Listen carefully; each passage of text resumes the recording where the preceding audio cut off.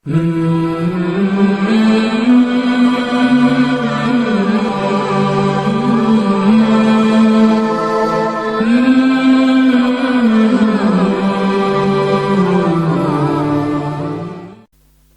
ونصلي على رسول الكريم اعوذ باللہ من الشیطان الرجیم بسم اللہ الرحمن الرحیم ان الدین عند اللہ الاسلام صدق اللہ العظیم۔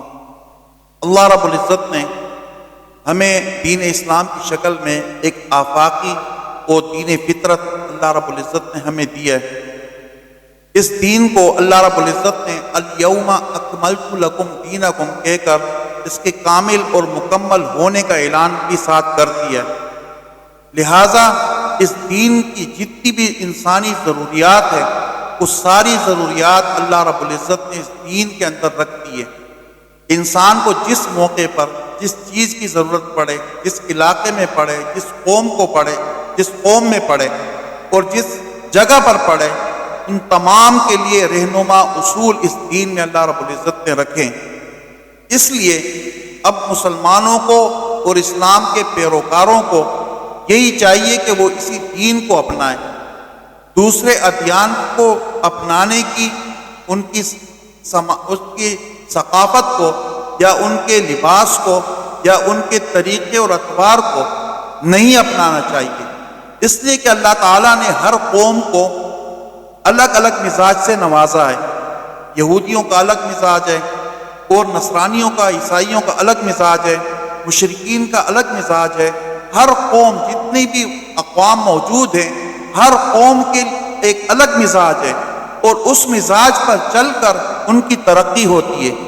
لیکن اگر ایک قوم اپنے مزاج کو چھوڑ دے اور اپنی ثقافت کو چھوڑ دے اور وہ کسی دوسرے قوم کی نقالی شروع کر دے تو یہ قوم گویا کہ ناکامی کے راستے پر چل پڑی ہے۔ اس لیے کہ ہم خود کہتے ہیں کہ نقل کی ہوئی چیز وہ کبھی کامیاب نہیں ہوتی، نقالی کرنے والا شخص کبھی کامیاب نہیں ہو سکتا، اسی طرح نقالی کرنے والی قوم بھی کبھی کامیاب نہیں ہو سکتی۔ اس لیے اللہ تعالیٰ نے مکمل دین ہمیں دے دیا ہے، ہمیں کسی اور کی نقل کرنے کی ضرورت نہیں ہے۔ جس طرح کہ ایک لطیفہ بیان کیا جاتا ہے کہ ایک شخص تھا، اس کی ٹانگ کٹی ہوئی تھی اور اس نے مصنوعی ٹانگ لگائی ہوئی تھی۔ اس کو کچھ پیسوں کی ضرورت پڑ گئی، وہ ایک آدمی کے پاس گیا جس کے دونوں ٹانگیں بالکل صحیح سالم تھیں، لیکن وہ تھوڑا بے وقوف تھا اور ساتھ میں وہ تھوڑا امیر بھی تھا۔ اس ٹانگ کٹی ہوئی شخص کو پیسوں کی ضرورت پڑ گئی۔ اس نے دل میں چاہا کہ میں کسی بھی طریقے سے اس شخص کے اوپر اپنی یہ ٹانگ بیچ دوں اور اس سے کچھ پیسے لے لوں۔ وہ جب اس کے پاس آیا تو ساتھ میں کہنے لگا کہ دیکھیں یہ جو میری مصنوعی ٹانگ ہے، اس مصنوعی ٹانگ کے اندر اتنے فائدے ہیں کہ جو فائدے تمہارے اصلی ٹانگ کے اندر نہیں ہیں۔ اس نے کہا وہ کہ کیا کیا ہے؟ اس نے کہا کہ پہلی بات یہ ہے، آپ راستے سے، گلی سے گزر رہے ہیں اور کتا آپ کے پیچھے پڑ جائے، اگر کتا آپ کی اصلی ٹانگ پر حملہ کرے گا تو ظاہر بات ہے آپ کو زخم آئے گا اور آپ کو تکلیف ہوگی، لیکن اس کے برعکس اگر آپ کے پاس مصنوعی ٹانگ ہوگی تو جیسے کتا سامنے آئے گا آپ فوراً اپنی مصنوعی ٹانگ اٹھا کر اس کے آگے رکھ دیں، وہ اس پر حملہ آور ہوگا لیکن آپ کو کوئی تکلیف نہیں ہوگی۔ یہ اس کا پہلا فائدہ ہے۔ اس نے کہا دوسرا فائدہ کیا ہے؟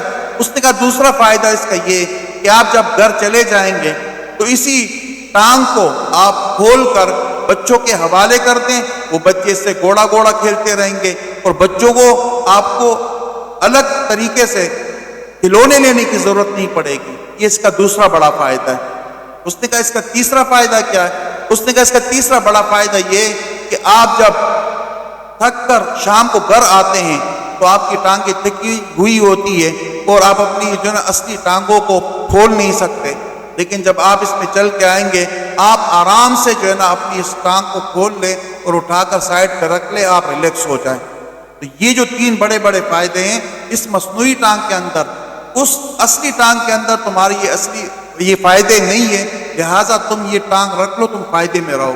اس بیوقوف شخص نے اس کی باتوں میں آ کر اپنی ٹانگ کٹوا کر اس کو پیسے بھی دیے اور اس سے مصنوعی ٹانگ بھی لے لی۔ آج ہماری مثال بھی، مسلمانوں کی مثال بھی بالکل یہی ہے کہ جو اصلی طور طریقے ہیں، جو اصلی چیزیں اللہ رب العزت نے ہمیں دین اسلام کی شکل میں دی ہوئی ہے، ان تمام چیزوں کو ہم پیچھے رکھ کر ان نقلی چیزوں کو لے لیتے دیگر اقوام سے، جو ہمارے کام نہیں آتی، جس میں ہماری ترقی نہیں ہوتی، جس سے ہمیں کوئی فائدہ نہیں ہوتا، لیکن ترقی کے راستے پر ہم گامزن اپنے آپ کو سمجھتے ہیں کہ ہم بہت آگے نکل رہے ہیں۔ اس لیے اللہ رب العزت نے جو ہمیں دین دیا ہوا ہے، اسی دین کے اندر ہر دور کے لیے، ہر قوم کے لیے اور ہر جگہ کے لیے رہنما اصول موجود ہے۔ اللہ رب العزت ہمیں اس دین پر مکمل طریقے سے عمل کرنے کی توفیق عطا فرمائے۔ وآخر دعوانا الحمدللہ رب العالمین۔